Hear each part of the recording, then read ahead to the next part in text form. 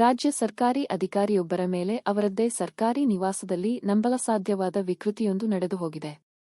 Channapatna tahsildar B N Girish ಅವರ ಮೇಲೆ ಅಸಹಜ ಲೈಂಗಿಕ ದೌರ್ಜನ್ಯ, ದರೋಡೆ ಹಾಗೂ ಕೊಲೆ ಯತ್ನ ನಡೆದಿರುವ ಆಘಾತಕಾರಿ ಘಟನೆ ತಡವಾಗಿ ಬೆಳಕಿಗೆ ಬಂದಿದೆ.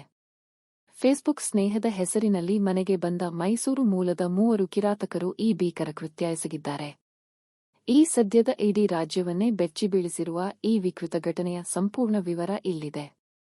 ಫೇಸ್ಬುಕ್ನಲ್ಲಿ ಶುರುವಾದ ಸ್ನೇಹ, ಮನೆ ಬಾಗಿಲಿಗೆ ಬಂದ ಯಮ. ಮೈಸೂರು ಮೂಲದ ಅನುಷ್ ಎಂಬಾತನಿಗೆ ಚನ್ನಪಟ್ಟಣ ತಹಶೀಲ್ದಾರ್ ಬಿಎನ್ ಗಿರೀಶ್ ಅವರ ಪರಿಚಯ ಫೇಸ್ಬುಕ್ ಮೂಲಕವಾಗಿತ್ತು.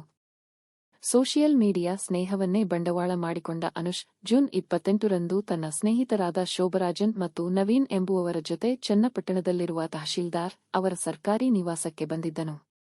ಅತಿಥಿಗಳೆಂದು ನಂಬಿ ಬರಮಾಡಿಕೊಂಡ ತಹಶೀಲ್ದಾರ್ಗೆ ಮುಂದಾಗಲಿರುವ ಘೋರ ದುರಂತದ ಸಣ್ಣ ಸುಳಿವೂ ಇರಲಿಲ್ಲ. ಜ್ಯೂಸ್ನಲ್ಲಿ ಪ್ರಜ್ಞೆ ತಪ್ಪಿಸುವ ಮಾತ್ರೆ, ಆಮೇಲೆ ನಡೆದದ್ದು ರಾಕ್ಷಸಿ ವಿಕೃತಿ. ದೂರಿನ ಅನ್ವಯ ಅಂದು ರಾತ್ರಿ ತಹಶೀಲ್ದಾರ್ ನಿವಾಸದಲ್ಲೇ ಮದ್ಯಪಾನ ಮಾಡಿದ್ದ ಆರೋಪಿಗಳು ನಂತರ ಗಿರೀಶ್ ಅವರಿಗೆ ನೀಡಿದ್ದ ಜ್ಯೂಸ್ನಲ್ಲಿ ಮಂಕುಬೂದಿ ಅಥವಾ ಪ್ರಜ್ಞೆ ತಪ್ಪಿಸುವ ಮಾತ್ರೆಗಳನ್ನು ಬೆರೆಸಿದ್ದರು. ಜ್ಯೂಸ್ ಕುಡಿದ ತಹಶೀಲ್ದಾರ್ ಪ್ರಜ್ಞೆ ಕಳೆದುಕೊಳ್ಳುತ್ತಿದ್ದಂತೆ ಆರೋಪಿಗಳು ತಮ್ಮ ಅಸಲಿ ರಾಕ್ಷಸಿ ರೂಪವನ್ನು ಹೊರಹಾಕಿದ್ದಾರೆ. ಗಿರೀಶ್ ಮೈಮೇಲಿದ್ದ ಬಟ್ಟೆಗಳನ್ನು ಬಿಚ್ಚಿ ಅಸಹಜವಾಗಿ ಲೈಂಗಿಕ ಕಿರುಕುಳ ನೀಡಿ ವಿಕೃತಿ ಮೆರೆದಿದ್ದಾರೆ. ಬರೆದರು ದರೋಡೆ ಸ್ಕೆಚ್, 10 ಲಕ್ಷಕ್ಕೆ ಬೇಡಿಕೆ, ಕೊಲೆ ಯತ್ನ. ಲೈಂಗಿಕ ದೌರ್ಜನ್ಯ ಎಸಗಿದ್ದಷ್ಟೇ ಅಲ್ಲದೆ ಗಿರೀಶ್ ಮೈಮೇಲಿದ್ದ ಚಿನ್ನದ ಸರ ಮತ್ತು ಉಂಗುರಗಳನ್ನು ಆರೋಪಿಗಳು ದರೋಡೆ ಮಾಡಿದ್ದಾರೆ. ಅಷ್ಟಕ್ಕೇ ನಿಲ್ಲದ ಈ ಗ್ಯಾಂಗ್ ಬರೋಬ್ಬರಿ 10 ಲಕ್ಷ ರೂಪಾಯಿ ಹಣ ನೀಡುವಂತೆ ತಹಶೀಲ್ದಾರ್ಗೆ ತೀವ್ರ ಬೆದರಿಕೆ ಹಾಕಿದೆ. ಗಿರೀಶ್ ಹಣ ನೀಡಲು ನಿರಾಕರಿಸಿದಾಗ ಅವರನ್ನು ಕೊಲೆ ಮಾಡಲು ಸಹ ಯತ್ನಿಸಿದ್ದಾರೆ ಎನ್ನಲಾಗಿದೆ.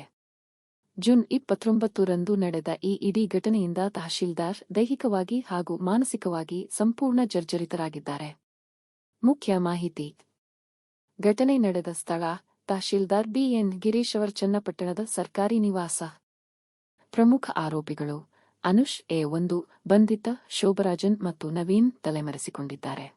ಈ ಭೀಕರ ಘಟನೆಗೆ ಸಂಬಂಧಿಸಿದಂತೆ ತಹಶೀಲ್ದಾರ್ ಬಿಎನ್ ಗಿರೀಶ್ ಅವರು ನೀಡಿದ ಅಧಿಕೃತ ದೂರಿನ ಮೇರೆಗೆ ಚನ್ನಪಟ್ಟಣ ಟೌನ್ ಪೊಲೀಸರು ತಕ್ಷಣವೇ ಕಾರ್ಯಾಚರಣೆ ತೀವ್ರಗೊಳಿಸಿದ್ದಾರೆ. ಸದ್ಯ ಪ್ರಕರಣದ ಪ್ರಮುಖ ಆರೋಪಿ ಅ1 ಅನುಷ್ನನ್ನು ಪೊಲೀಸರು ಈಗಾಗಲೇ ಬಂಧಿಸಿ ಜೈಲಿಗಟ್ಟಿದ್ದಾರೆ. ಇನ್ನುಳಿದ 2 ತಲೆಮರೆಸಿಕೊಂಡಿರುವ ಆರೋಪಿಗಳ ಪತ್ತೆಗಾಗಿ ಪೊಲೀಸರು ಬಲೆ ಬೀಸಿದ್ದಾರೆ. ಜಿಲ್ಲೆಯ ಜವಾಬ್ದಾರಿಯುತ ಸರ್ಕಾರಿ ಅಧಿಕಾರಿಯೊಬ್ಬರಿಗೆ ಅವರದ್ದೇ ಸರ್ಕಾರಿ ಕ್ವಾರ್ಟರ್ಸ್ನಲ್ಲಿ ಇಂತಹ ಗತಿ ಬಂದಿರುವುದು ಸಾರ್ವಜನಿಕ ವಲಯ ಹಾಗೂ ಸರ್ಕಾರಿ ನೌಕರರ ವಲಯದಲ್ಲಿ ತೀವ್ರ ಆತಂಕ ಮತ್ತು ಆಕ್ರೋಶಕ್ಕೆ ಕಾರಣವಾಗಿದೆ. ಸೋಷಿಯಲ್ ಮೀಡಿಯಾ ಸ್ನೇಹದ ಹಿಂದಿರುವ ಕರಾಳ ಮುಖಕ್ಕೆ ಈ ಘಟನೆ ಸಾಕ್ಷಿಯಾಗಿದೆ.